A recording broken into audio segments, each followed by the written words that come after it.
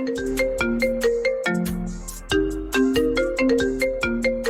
has been forwarded to an automatic voice message system. Dear pretty girls, what's your mood today? I feel like we got a lot to talk about. Girl, how you feeling today? I don't know, but we damn sure gonna talk about it. What's up, y'all? It's your girl, John your favorite country bae, and we're here at Dear Pretty Girls Podcast. So today, we have a lovely, lovely, lovely guest, but before we get to her, Rocky, what's hot on that spot? Period. You already know, rocking the spot don't make it hot. From New York to Atlanta, what happened? We outside today. You tried to match with the leather. Yeah, period. Leather I love body. it. She wore blue for you. I like this. We all with the black with and a little blue. black and blue color. Okay, a little matchy. We ate a little And bit. before we even get carried away, let's introduce the one, the only, Lady Blue Boss. How are you? I'm good. How you doing? Hey, you guys out there. First of all, I love the blue. I didn't even notice that when I first said Bro, that. I love the blue. Gotta have an eyebrows with eyebrow the- blue. You know, with the blue It's a hair. look. Got to. It's a Well, look. I noticed. So before we get into it, because of course y'all know today episode is the way of expectations. Ooh, But I have a personal question. Mhm. I noticed you love blue. Is there any meaning behind it? You know, it's so funny because my favorite color is black. Really? Yeah, my favorite color is black, and I literally had every color of hair, but blue just looked good on me. And where we come from, that's our color in the hood, girl. And one thing, a lot of ladies can't pull off blue hair. You know what? That is true. And That you is got true. blue lashes. I love that. Yeah. The blue lashes ate. Yeah, my lash tech did that. She does eat. She put glitter. She put rhinestones. I mean, you name it, it's in there. Well, you look wonderful. Thank you. So make sure Thank y'all Yeah, you do. look at that. Okay. And I tried to wear blue to Thank match you. her because I was like, I gotta support. Thank you. So, first off, I definitely want to just go ahead and hop into it because the weight of expectations are real. Yeah. And you literally just saw with your own eyes. Keep from breaking down. Yes. Yes. So, what challenges do you face when it comes to just having to be the best all the time, but you can't? Well, you know what? That's the thing. I don't think that is me trying to be the best all the time. I think just me being my best is a high expectation. Because sometimes when you are at your best and you're trying to be your best, I think those people that are around you kind of sometimes tend to want to dumb you down a little bit. And it's like, wait a minute, y'all not on what I'm on, or y'all not on the different levels, or trying to get to the different levels that I'm trying to get to. So I have that type of problem. You know what I mean? And sometime now in 2025, I think my resolution was I have to separate in order to elevate. And that's only because I feel like other people's expectations of me is for them, not necessarily what I want. I know that's right. I felt Yeah. that to my core. Yeah, And that's Separate one to thing elevate. I definitely want to hit on because people expect you to be perfect exactly. 24/7. And I feel like perfect is imperfect. You can't be perfect all the time. The only person who was perfect was God, and look what they did to him. Sacrifice. Listen, on the cross, nailed it. Listen, rose on 3 days. I'm not able to rise on 3 days. Right. You're not gonna She said, crucify you're me. not going to pin me to the You know, cross. you're not gonna pick right. You're not gonna You're pick me not. to the cross because you want to, or you want me to be at this expectation that you see fit for me. And I feel like that has always been the norms in society. You want to look a certain way, you want to dress a certain way, and that's one of my main reasons why now I have my blue hair. Because what people don't know about me is I used to work for the city attorney's office for years in California, LA County. It was a sector called LA Door, and we work with the homeless outreach and things like that. And people would never think that I even have an extensive education because they just look on the outside. So my book is called Don't Judge a Book by Its Cover, because I look like this because I can, you know, and I wanted to get out of the stigma of, oh, I'm just supposed to have black hair and just, nails just very null. And that is corporate America. And now I walk into corporate America with my blue hair and my different nails, and people welcome me because of who I am. But that wasn't always like that. Yes. So with those expectations, I'm now showing other people, young children to be exact, that they can be who they want to be without having to live up to the social norms and be expected to be, just a doctor or a lawyer. Like, there's so many different trades that you can be or have and be successful. And you're what I call a triple threat. Yeah. You hold so many hats. Not only does she have a charity or organization, but she writes kids books, and she keep it tapped in with the girls for a prayer journal. Yes. And we're gonna tap into That's that amazing. a little bit later. So one thing I want to say, how do you maintain trying to juggle? And also, she's a journalist when it comes to radio hosting. Yeah. So how do you wear all those hats without falling out? You know what? I think most importantly, you have to put God first. That's number one. You always have to put God first. In order for you to be centered, God has to come first. Everything else is secondary compared to what God does. When it comes to your money, stuff like that, it's always secondary to God. As long as you put Him first, everything is going to follow. But I will say, in order for you to be amazingly successful, you have to have a great team. And they have to believe in your vision. And they have to be able to evolve when you evolve, because sometimes when you're changing and you're growing, they may not. Yeah. They may just be so used to who you were versus who you're trying to be now. So I would say having a great team, and shout out to my manager Ruben and my 2 assistants and my publicist, because without them, I don't know where I would be. They're putting me in different rooms that I didn't even think about being in, only because I have one sort of vision and they have another vision. But being able to be a chameleon, it allows me to have that team behind me. Without that team, you kind of like confided. But when I first started, I didn't have a team. I was my own team. I was the writer, the doctor, the lawyer, everything above. And that's okay too. But as you grow, I would say have those people around you that build different foundations for you to grow on. Because you don't just need one. You want a plethora of checks coming in. Right. So how do you go about picking your team? Like, you know what I'm saying? Because what you said was important about being able to evolve with you. Like, I feel like that's the problem I run into. Yeah. Not that I try to build a team, so to say, but I outgrow friends, like, really quick. And that's like, you know normal. what I'm saying? Yeah, but it's like, if I was to try to build a team, how do you know? Because even past mentors I've had, it's like sometimes they don't want to see you evolve past them. And that's life too. That's a huge I would problem to have. say when you pick your team, you have to pick those that are willing to show you what they bring to the table. Right.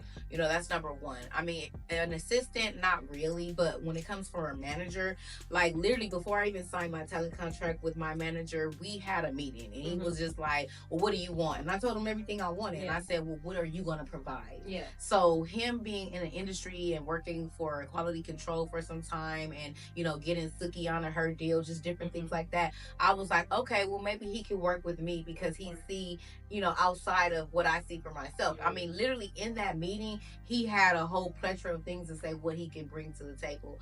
And it was outside of my comfort zone, but I said, maybe that's what I need moving into 2025. So I would say that somebody that's on your team, they have to see you times 10. They have to see what you don't see, right? Or they have to have your back to the fullest to where if you're not present, they're still repping you. Right. Well, I do, because it's something you said. I definitely want to tap on how you said you need a team. You've been doing it so long for yourself. And I can personally relate to that because I feel like I've been trying to hold myself down for like months now. And I'm getting a team now. It's a work in progress. I got some people in the interviewing phase. But like, when or how do you know someone is right for you? Like, okay, they gotta be trustworthy. Let me tell you about God, what God will do. So I have an assistant. She's a part-time assistant. Her name is Diamond, right? She works for RA Network, right? And when I say she was so persistent, like literally, she was so persistent. She was always in my DMs, like, I want to come work with you. I just want to be around you. I want to be on the scene. And then one day I needed her. And I said, I'm gonna try her out. I did the Ultimate Women's Expo. I literally was gonna be on stage. I needed someone to be at the booth while I was on stage presenting, and she came through at the bottom of the night, literally. And when I say she was there for me at one of my vulnerable moments, I had just experienced a domestic abuse situation, and literally I was in there with shades on, and she like hyped me up. Was like my biggest hype person at that time. And when I say that moment showed me that even though she wasn't going to be on my team full time, she showed me that she was reliable, and I didn't pay her a dime. And she just wanted to be around me. So those are the people that you latch onto, and then you latch onto them. Without that, furthermore, I invited her to things and put her in a room with different people to get interviews because she worked for RA Network, and that's what she does. She likes to interview people. And I said, you know what? I'm going to put you in some rooms where you can get these people behind you, so you can have these different, plethora of people to say, hey, I interviewed this person, that person, this person. And, she thanked me. And it's not like she's on my team and I pay her all the time. No, she's not. But guess what? When I need her, she was there. Yeah. So even if I don't need her now, like I've taken her places and put her on front row with me, had her backstage with me, just so she could be there, so she can understand. Like when I was in need, you were there for me. Yeah. And I think those are the people that you have to pay attention to, because they don't come in wanting money. They come in wanting experience. Amen. Yeah, definitely. And That's another great. thing I want to, because I know you about to ask something. No, I don't have nothing to say. I'm just tuned in. I'm I have one quick question, absorbing. because I know you are a mother. Yes.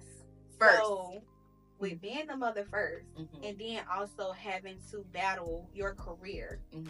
what does that take? Knowing that expectation of that guilt of, like you told me before, wanting to be there for your child, need The to be there mom for your guilt is child, disgusting. but I wouldn't say that it's the mom guilt, because my biological son is 21 years old, right? And he's actually 21 January 12th this month. And my adopted Happy birthday to children, him. right? Happy birthday to birthday. him. My adopted children, I have 1, 14, 13, and 10. And I just have a new placement for a 15-year-old. And I would say that being a mom first is easy, because I'm just that. You know, Yeah. when it comes to my interviews or things I have to do, baby, they gonna come with me. And if you don't like it, guess what? Thank God for nannies. Thank God for auntie that done came and lived in my house for 2 years. Mhm. Like, everybody got to work. A village. You know, this is a village. You know, it takes a village to raise a child. But what I can say, even though they're not my biological children, I still put them first, because when they see that someone loves them like that, they'll grow up and they'll put that same entity into their children. And anybody that I work with, they understand that my schedule is going to revolve around them. Now, if I have to travel, or like if I'm filming or taping or something like that, then I have things set up or in place for them. And then I have a living assistant as well. So thank God for that. But girl, you was a ball. Listen, It up, but it's a Ball. ball. It's my little cousin, bro. Don't, you know, I ain't all that. No, you got I call my everything little in cousin on the position. way over here like, I need you to be my Right. assistant. A boss is a boss. When I I love say it. that she is a Taurus just like me, and when I say, baby, listen, sometimes she think before I'm thinking. So I say that you give that person a chance that you wouldn't necessarily give a chance. And then when God put people in your position or in line with what you're doing, you're going to see that person and know, okay, this is the person I can rely on, versus this person over here because they just want to check. You know what I mean? So you gotta think, when I got my assistant in, I was helping her just as much as she was helping me. You know, not only did I give her a place to stay, but I gave her access to one of my vehicles, or actually all my vehicles, because she became my executive assistant and I travel a lot and I have multiple cars and all this stuff going on. So she literally came in and did her Dougie.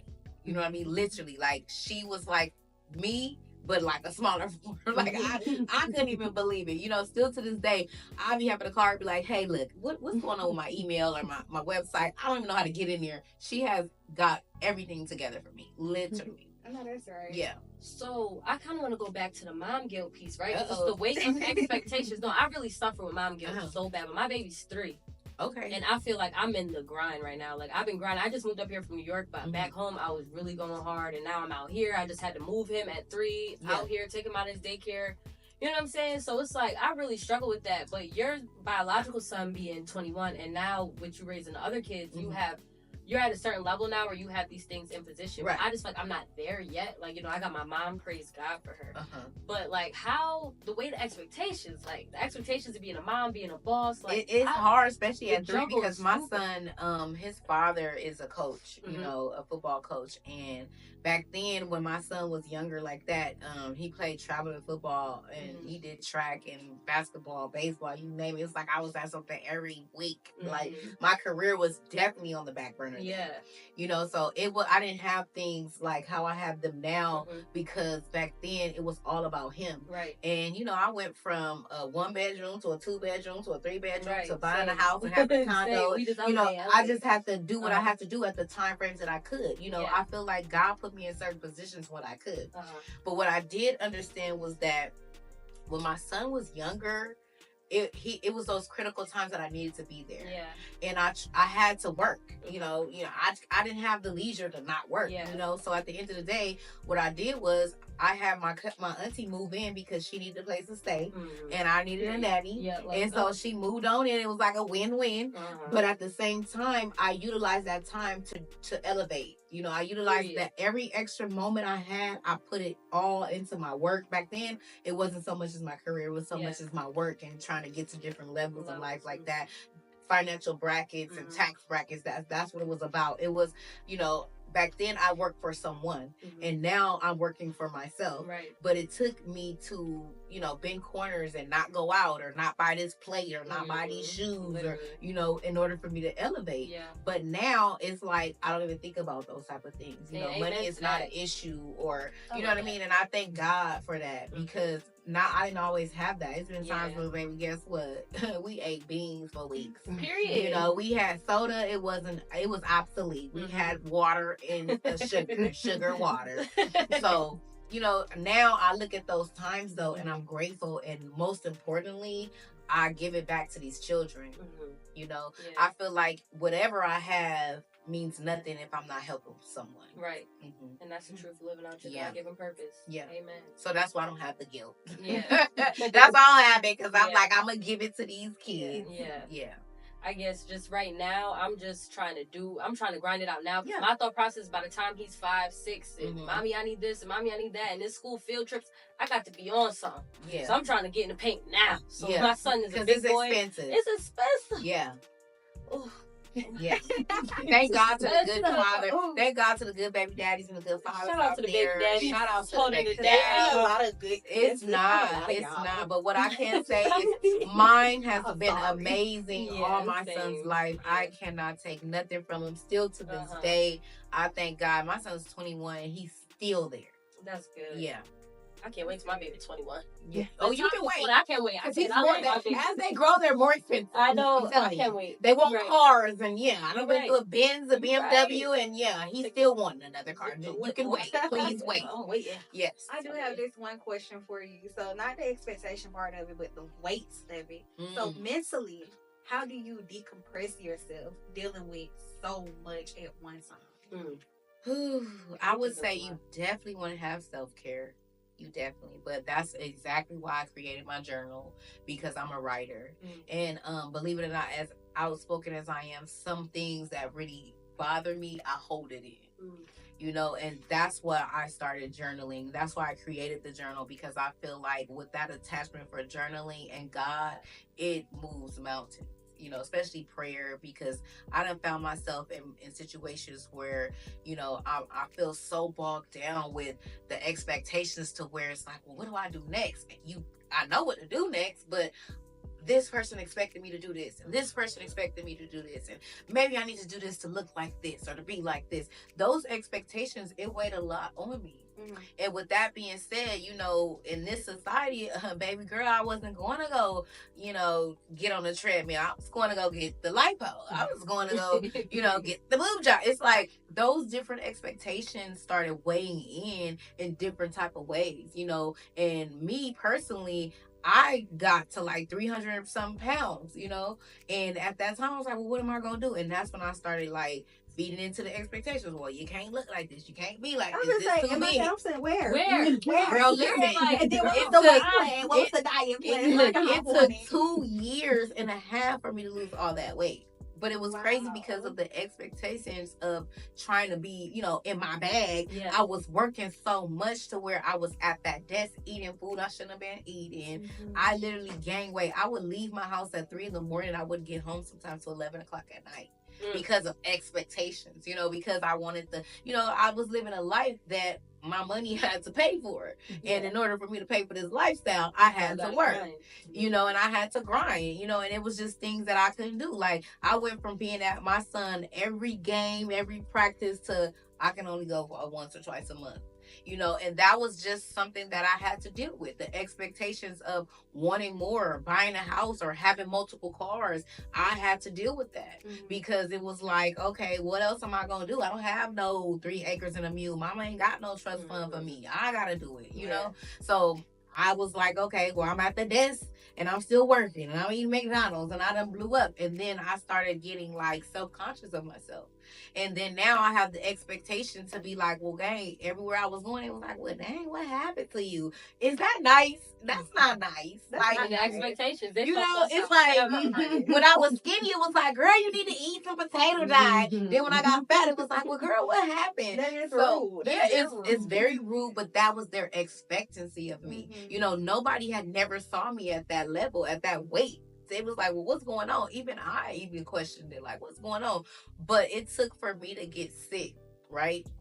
And I had a hernia in my intake valve, and I just kept blowing up, and I didn't know why. So I went one day because I was at work, and I basically was at risk for a stroke. They sent me home. Instead of going home, I went to the doctor, and at the doctor, they immediately admitted me and sent me to the hospital because, come to find out, the hernia had erupted and was going to my bloodstream. So I had to have emergency surgery.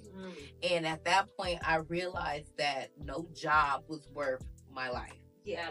No job, no amount of money could get me here. Like, my son cried. He told the doctor, I'm not leaving unless I can go back there. Yeah. You know, and he was around 15, 16 at the time. But seeing him like that and, you know, having him cry to me and say, Mom, you got to do something. I started saying, you know what, let me slack off and focus on my health. Yeah. You know, forget the expectations, forget, you know, the job wanted me to come back, you know, forget all of that. Like, what can I do for my health so that I can be alive for these kids, you know? And that's when it dawned on me, like, I need to focus more on myself and not the expectations of having more or wanting more or the new bag or the new this. Like, I got all this, so it's sitting in the closet. You know, once I wear it once, it's like, I don't want to wear it no more. You know, God provides, like, when you focus on what he wants you to focus on, you follow your heart and what God wants you to do, he gonna provide and make sure you got everything you need. You know what I'm saying? And at the time I wasn't, though. I wasn't listening to God. I was running from him. Unfortunately, I ran right into him, girl, and I wanted to becoming a licensed evangelist. I ain't gonna hold you, girl. Back then, listen, I was drinking, I was smoking, I was thugging, look, Boosie didn't have nothing on me, girl. I was in the club, I was dropping like this, I was dropping like it was hot and everything else, girl. Bringing it up like it was warm, girl. I was at work, hungover and everything. Lord have mercy. Stop it. I feel like that just kind of entered us into our next phase of this conversation, your prayer journal. Okay. So, and for you all that do not know, her prayer journal is available on Amazon. Is it anywhere else they can find it? You can get it on Amazon. I just want to get my cut. Okay. Amazon. So, what inspired that prayer journal? But from the sounds of it, that story right there seems like what kind of inspired it. So if you can like kind of get into depth of actually wanting to write that prayer journal for other people. Well, what's crazy is I literally prayed night and day for different things. One of them being my husband. He had went to prison for a crime that he didn't commit. They overly sentenced him. He had 3 life sentences and 18 years on top of that, right? But when I say that prayer, honey, he's at home now. Thank God. Amen. But it wasn't easy. It wasn't an easy road down. When I say that I literally filed his petition myself, went on my lunch break, filed his petition, it got granted, then I had to pay $15,000 for a lawyer, and the whole time I prayed. Because literally it was like, how am I going to pull all this stuff together with the kids, the house, the car notes, the this? And God did it. And when I say that prayer, each prayer that I prayed, God answered it for me. I know that's right. Each one. And I said, well, Lord, what exactly are you doing? You know, you showing me that you going to show up and show out, but you're not leaving me. So with that being said, it was like, okay, other people need to know this. Other people need to know about this. So at this point, I said, you know what? I'm going to make a prayer journal. And in that prayer journal, it's not going to just be a regular prayer journal. I want them to put the scripture there, read the scripture, and break it down and put a prayer in there and say, okay, this is what I need to execute, what God is asking me to do. And then I said, you know what? This secret can't just be mine. I need everybody to know. And that's God's work. Bro. That's really God's work. You saving lives, saving souls. Absolutely, because only what we do for God will last. Yeah. And it didn't matter what I did, you guys, what money I got, how I hustled. The only thing that stuck around was what I did through God. What I prayed for and how I did legitimately. legitimately. Listen, I don't know who's listening, but God. what I did legitimately and prayed for and did righteous and correct of God, it lasts. I still have it. Amen. And I think people need to hear that. We living in a generation of scammers and everybody taking the short route. Hey, I can't be mad at you now. I'll be like, yeah, it's so tempting. Scamming and everything else. It got a lot of people. It got a lot of people, a lot of places. They gonna come knock on your door. No, right. So tempted. I'll be like, damn, everybody taking the easy route. Everybody got everything. And it's like, I just feel like sometimes I'm on the stairs. Everybody's on the elevator. But I'm so prayed up and stuff, and God just be, coming through to me and talking to me, and so it's like I just got to, because I got bad luck. If I go out the way, don't claim that now. No, I'm saying though, when I know better, God expects me to do better. And when I don't do better, she don't go right. So that's why I just be like, no man. Listen, I be the first person telling them like, I can't do it. It be just my luck. I'm going to jail. I'm going to jail. I'm going to. It ain't gonna work for me. I'ma just work for mine. I don't need it. It's okay. It'll be just my luck. See, I'm happy y'all said that because I be feel like, man, God got a very unique relationship. Yes, you better have a relationship. When I say unique. Come on. He gets tired of me just tell what you want. Listen, God just want my face. God is my homeboy. Listen. I know that's right. When I talk to him, he be like, girl, what you want, girl? I know you want something now. That's great. I love that phone. So I do want you to take us through this magical journey. Uh-oh. I like how I played it. I just hate that. Y'all can understand what I did. What is that? That's no crumbs. That's when I didn't say it full out because it was cute how it was working That right is here. cute. Sierra's magical journey through tough times. Listen, the books are for children, right? And they talk about being in foster care, but they do it at a level where the children can understand. And it talks about how to hold on to those people that's going to help you along the way. Okay. So what ages would you recommend this book for so the kids can understand it? I would think about 0 to 10 years old. And then even if they're older than 10, it's very they're designed for parents to read them with their child. And if they don't have parents and they just want to buy the book for maybe a gift or something, the kid can definitely understand as well. Okay. And I see here, I'm sorry, Rocky. Look, I'm in my journalist bag right now. Come on now. Do your thing. So, Sierra, I thought that it was the name for many children's books that you have out. So, is Sierra a special person? Sierra's me. I had a feeling. I wasn't for sure. Yeah, I'm Sierra. My real name is Sierra Denise Lucien. Okay. And the story is about me. And my books are always about me. They're about my life. So when I was a child, my brother died. His heart stopped when he stopped breathing in my arms. And they tried to say that my mom killed him. And they took us away from our mom and they put us all in foster care. And in 2 months' time, they found my mom not guilty. But instead of me going home, I became a ward of the court because I turned to gangs and I turned to the streets of California and violence and I started gangbanging. And if you guys know who Nipsey Hussle from, that was the area that I was from, which is the rolling 60s.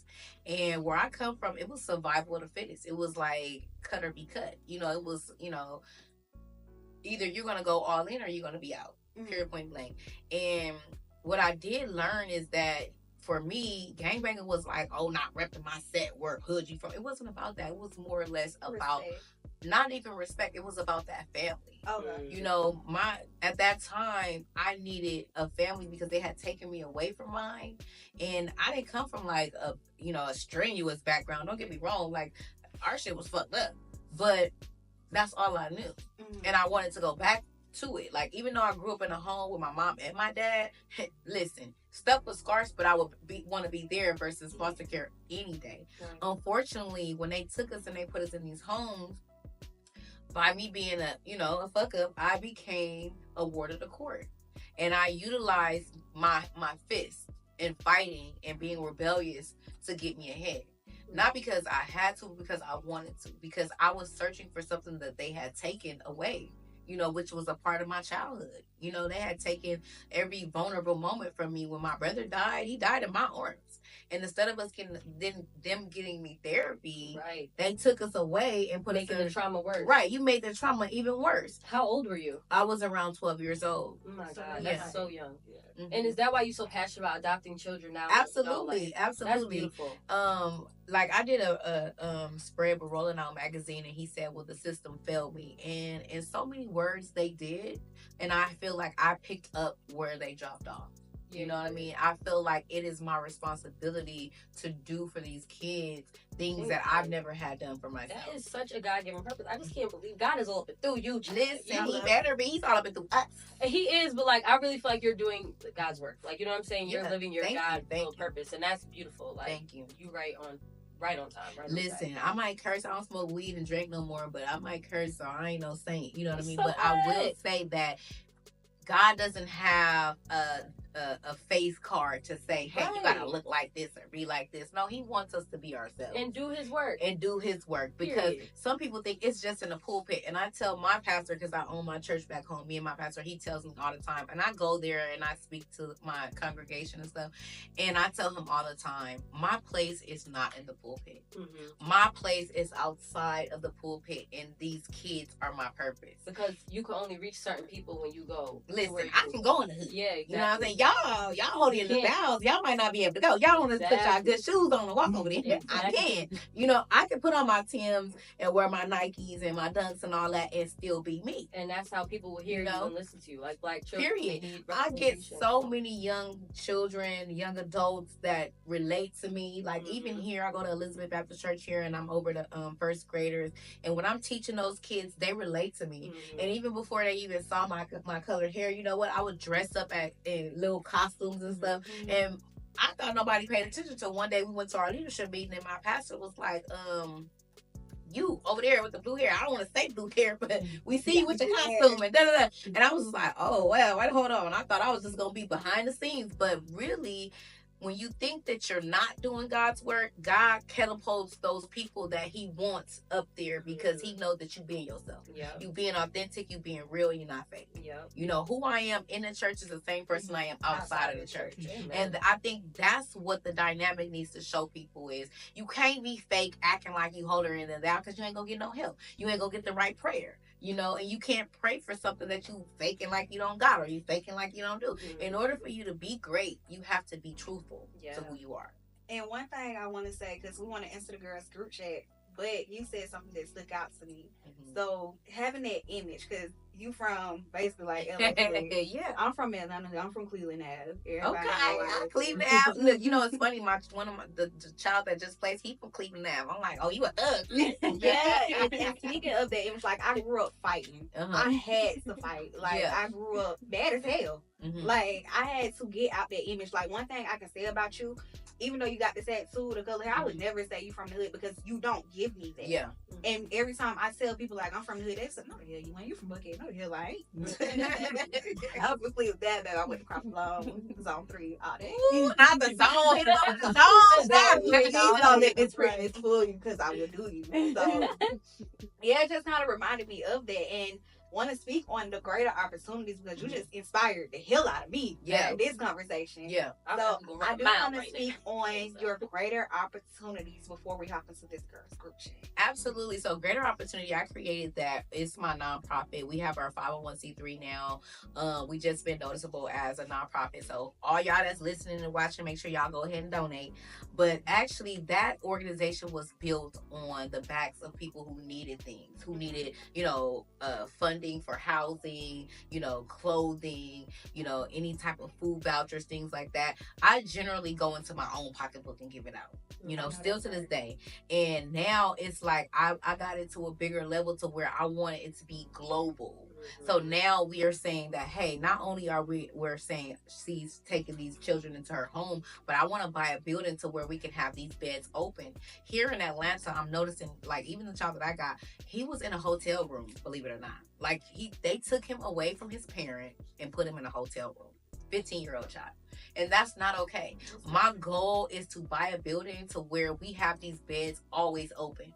You know, we always have these houses, transitional homes for these children and young adults to where they can transition from there into their own place, and they can get all the services that they need, like mental health, substance abuse, and Girl, whatever we else. might be the same person. We are the same. We might be the exact Listen, same we the person. same person. We is. Because I remember what you literally just said. I saw my boyfriend a few years back. It's this building here I always point to that I said I wanted to buy and literally do something similar to that. Get a whole bunch of young girls that's going through stuff. I don't do girls, but yeah. I'm gonna have to pray for that. Hello, God. All these years, out of all these years, girl, I think I only had 2 girls out of my. But listen though, I'm gonna pray for you.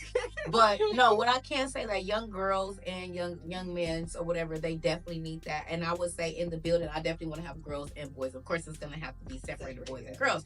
But the girls are definitely in need. You know, I definitely feel like they are a little bit harder because, you know, they have way more trauma to unpack. You know, the boys, they go through, you know, different stuff that you can kind of band-aid. But with the girls, you know, they're going through trauma from home and being molested and raped. You get more girls raped and being molested than you do guys. So for you to say that, that's definitely God is with you, and you know, I'm gonna help you, girl. You definitely have to have staff, and they definitely have to go through different live scan and background checks and things of that nature. Same thing that I did, and definitely, I mean, having a live-in staff compared to like an overnight staff is different qualifications, but I will say that they're gonna need it.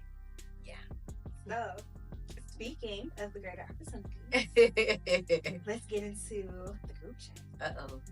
So first, are you okay with getting in the group chat? Girl, get in the group chat. Because I'm not gonna lie. For the group Who's chat. in the group chat? The group chat is but the thing is it up in the stuff? Nah, it's spicy as hell and raw. Ooh, yes. I'm talking about the group chat be asking some questions. Girl, you gonna ask this lady. She is a church going, God-fearing lady. Hey, listen, the group chat. Don't tip me now. The group chat. All right, Don't tip me now. So, for the ones who don't know how the group chat work, you should know by now. Basically, it's never have I ever, and since it's with questions. So I want to throw this out. Sponsored by Let's Get Deep. Play this with your couple. Sponsors. Go ahead. Let's get deep. It's 4 categories. You have icebreaker, deeper. Let me get it deeper. Yeah, you know, Deep. I think you should throw away the other stuff. It sounds a little always sick. need to go deeper. She's gonna sip her water for the one. I did because I was a little fresh already. Okay. So let's see. She said deeper. I'm scared for you, babe. Because I think the last time we played this, it was asking some questions. If my glasses It's don't gonna steam be up. fine, Lady Blue. You fine. Don't. She said, "Is my glasses gonna steam up?" Just swing back if you want to answer. Okay. This is kind of cool right here. I got a good one. It says deeper. What are you extremely opinionated about? Ooh, Let's get deep. Y'all don't want to know I want to know everybody's answer. The presidency, the candidacy, the run this year. This year I was very opinion. I surely I was. can't pronounce I don't know if y'all want to hear what I got to say, but I do. I do. If you want to hear what I gotta say, a black woman should be in office. she should have. I don't know if it was the right one though. The right time. No, I just wanted to see a black person in office. And that's probably why she didn't win. That's Because it. when she took God out of there, I was like, oh, whoa, you lost my vote there. What'd she do? Oh, she was at a rally and one of the guys stood up and was like something about God, and she was like, oh, you at the wrong rally. You need to be at the small one at down the the street. Donald Trump. I think that was in Atlanta. Yeah. Down the street, on by Georgia State. Yeah. Lost me right there. But then what killed it off, y'all, is when she wanted to take my tax dollars and pay for sex changes for men in jail. I did. You can't have it. Let's get Donald Trump back in there right now. She ain't said not one lie. I'm sorry. I was like, wait a minute, baby. I'm still climbing up from last year. You want to take my American dollars? Hold on. Wait a minute now. hold on. Somebody No, revive me right now, because, baby, listen. I don't talk to You done lost my vote. politics You because lost it. I feel like black people be so like, you know, like John T said, they just want to see a black woman in office. I It's wanted like, the same we thing. so easily sold though, but we gotta I was sold just because she was a black woman. No, we gotta get into the policies, baby. What are they doing? But wait, What do we what killed me off was that. But then most importantly, I was like, you know what? She keep talking about how she gonna make America great again, how they gonna fix this and that. And then I thought about it like, wait a minute, you done let Bynum go up there and fall And asleep ruin the and country. sign all these damn bills and shit while he knocked out sleep. We done gave away missiles and shit. Hold on, my kids need new shoes. What is going? You know what? Let me think about this now. What's I going on don't. with the economy? I said, We wait a in minute. shambles out here, Joe. We I in said, shambles. You done gave these people all our money, and we billions and billions in debt. You got people losing their houses, can't pay their mortgage. Ooh, amen. Losing that car, getting I everything thought big. I had started scratching my That head. shit's through the roof these past couple years. I started scratching my head on that, Most- y'all. I just was like, Yeah. And if y'all notice, baby girl didn't even win in Atlanta. I know. That was crazy. Girl, when she took God out the mix, I knew she wasn't gonna win. That was crazy. I don't say much. I don't talk about politics because as a black woman, they expect you to think a certain way, and I just be like, Girl, you know how many people thinking like I'm thinking? This year I stood on business. it's a I don't lot. talk about politics, but I stood on business this It's year. it's a lot. Oh changing. yeah. I think this Joe Biden term was like the last straw for a lot of people. I think people was able Oh, to it see was- how I was we done. lived under Trump and how we living under Biden. It's like, it's ridiculous. Like, Biden Yeah. got us fucked up out here. I'm sorry. And not even I'm just so that, sorry. you know, her job at her role at first was to help steer the president. And baby, listen, You did terrible. You did He terrible. fell down. He fell down. He was asleep. He was nodding. It's like, okay, if you didn't do good then, I don't know if you're gonna be able to do this. The White House ain't got nothing to do with this conversation. You know, I still want my invite. Just said, Baby, you ain't gonna get that because she didn't even go to see her people when, you know, she didn't go. What was it, Harvard? She left all them folk down there. outside. Yeah, Kamala. Oh, she didn't Kamala. go talk to them when she lost. No, They was mad about that. big on the mad. They was mad. Pick another Yeah. one, honey. That was good. Oh, y'all want me? Okay. I like You're her. all on the guest. You got two more to pick. When was the first time you said I love you to someone other than family? That's cute. I was 13. The I first don't remember time? how old I was. It probably went love, but it hurt me. It felt like I ain't gonna hold you. I'm gonna say I love you all the time until I don't. That'd be the hard part. I'm sorry, what about you? Don't get quiet. You I It say don't know other how than old I family. I had like a high school sweetheart. We started dating when I was like 12. I don't know if I loved him at 12. Wait, you yeah, 12? that's like What, I didn't know about love. you in high school at 12? No, I'm saying he was my high school sweetheart because we dated from the time I was 12. all Oh, through okay. high I'm like, school. So I damn. was- this I was- is good. yeah. Until I went to Right, college, I dated right. him. I remember what age I told him I love him. And I'm a lovey-dovey girl. I love you. I know I say that a lot. I love you. And I love everybody until I don't. Me too. Yeah. And I will That's don't a in a virus jiffy. for you. But you know what? It's hard for me not to love you. So if I don't love you, then Lord, fix my heart. Fix it. But like, so people will tell me I don't really love them because of how quick I'm able to detach. Like, I love you. That don't mean I don't love you. Just They mean say I I never loved them. I just get emotional. I'm just not fooling with you. You're just not gonna keep running me through this Yeah. this little mice Thank wheel, you. whatever you think. I like her. She gets Not it. doing it. She gets it. Last one. She said not doing it. Okay. Period. Ooh, it says, if you could have a video of any moment in your life, which would you pick and why? That's fire. A video moment? Love it. That's fire. I've always wanted to see myself at like my son's age or like ages that I don't remember. Like a little me, a toddler me running around. I'm gonna drink because y'all questioning. I would have to say that a video moment would have to be I need music. she can reach. I ain't gonna hold y'all. My video moment would have to be at my dad's funeral when I almost whooped my sister ass. I ain't gonna lie though. I had to tell the congregation I'm sorry, but baby, afterwards I was rolling. I said, "Woo, that was a video moment." Hell no, wish we had more time to get into the conversation. That's a video moment. Hey, honey. Fights at the funeral. It didn't actually happen because they picked her up and hauled her out of it. Well, they picked me up. I'm and hauled me talking out of it. about, but I didn't know the story was Yeah. going that way. I did not know the story was going that way. Baby, if I had a moment to get rehearsed, that would have been it. Yeah. I love her. I honestly think she's probably one of the best guests I love her. that we've I had love her. so far. Bring No it back again. shade No to the shade. last ones, but I'm sorry. She held down the conversation, made it funny, and threw some shit in there. I hate And said a prayer for us. showed it. I'm saying, I mean, you gotta be honest and vulnerable and truthful. Like, what are you doing if you're not doing that?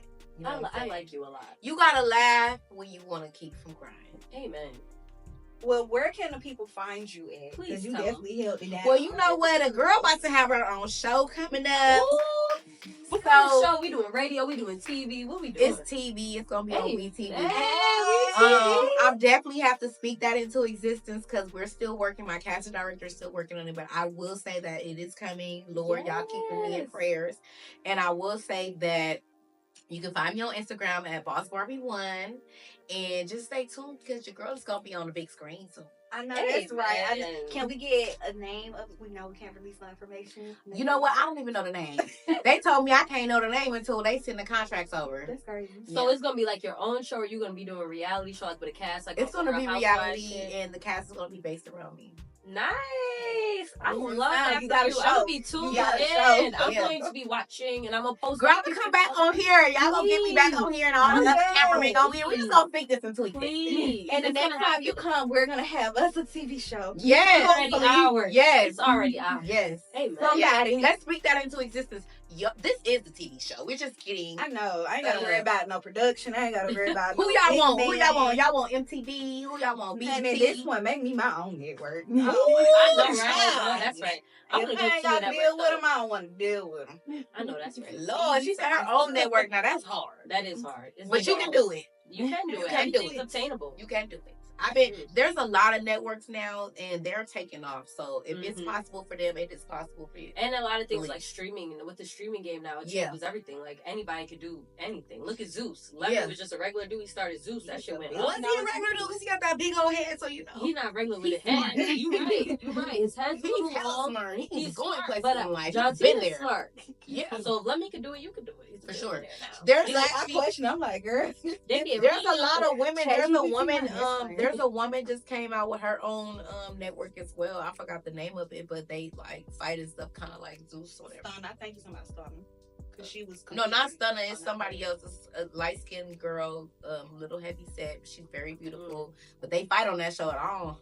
Listen, I'm over all of that shit. girl, We listen, need I new paid content. 38,000 for I'm my ready for teeth. your Ain't show. nobody about to touch this. I'm ready for grill. your show. Baby, You know what I'm saying? No wig snatching. Not at all. Hate too much. But you know what I'm saying? Can't do Like, it. I like Where my pretty girls. coin set up? No. I like pretty girls, no pun intended. Yeah, let's We're sit not here and be snatching cute. edges. Yeah. I don't know about them, but I will. But y'all, we gotta wrap this up. Lady Blue said, Unfortunately, It's always the people with the big edges on the end. You know, they person like me, you take this wig off. Hold on now. I'm I running. be ready. What's up? What's up? Don't I let don't go. care. Do first and last. I'm Y'all better. funny. But y'all, we had a wonderful episode This today. was We awesome. thank you for coming on and just telling us how boss you are, how CEO of you are, and just letting us know like it's gonna be okay no matter the No matter what. expectations. the Listen, way- they counted me out. I like that. and I'm counting you in because you Listen, literally yeah, just inspired we me. tag Bro, you what in. Future tell NBA YoungBoy? He said they gonna count you out, but you make them count you in. Period. I love NBA YoungBoy. Me He's very too. counted out. Me too. He painted his nails, and I like that. I know. And y'all heard I'm it. just joking. Please don't hold me on that, y'all. I'm crying. Hey, they be so. But y'all heard it here first on Dear Pretty Girls Podcast. Make sure y'all tap in with us on all platforms where you can find us at Rocky. On Instagram at Dear Pretty Girls XO. Dear Pretty Girls XO. And also, if you want to send us a story on what you got going on, make sure you send us an email at dearprettygirlsxo@gmail.com. We Anonymous we gonna stories. know that just in case I missed it. I'm gonna up slide for in your real. DM. I want some. But y'all already know you find us Really? every Sunday. And once again, we thank you to the beautiful Lady Blue. Hey, for man, being a it was a boss. pleasure. It was And a she pleasure looks meeting like a you today. Barbie. Okay? Yes, she do. And we will see y'all on the next episode of Dear Dear Pretty Pretty Girls. And Girls. remember, being pretty isn't all to your story. That's a tool.